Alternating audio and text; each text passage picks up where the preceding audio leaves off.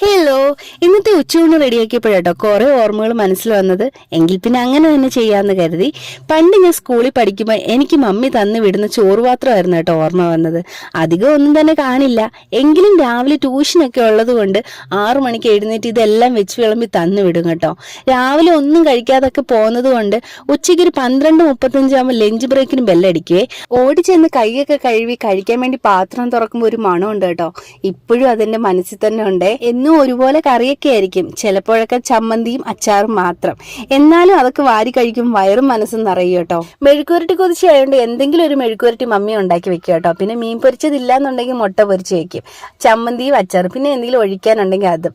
ഇത്രേ ഉണ്ടായിരുന്നുള്ളൂ എൻ്റെ സ്കൂളിലെ ചോറുപാത്രം കേട്ടോ. അപ്പൊ ഞാൻ ഇന്നത് റീക്രിയേറ്റ് ചെയ്തു. എനിക്ക് മുട്ട പൊരിച്ചതും ചമ്മന്തിയും ഉരുളക്കിഴങ്ങ് മെഴുക്കുവരട്ടിയും അച്ചാറൊക്കെ വെച്ചിട്ട് കുറേ സന്തോഷമായി കേട്ടോ. അപ്പൊ ഇന്നത്തെ വീഡിയോ ഇത്രയേ ഉള്ളൂ. Tata, bye bye.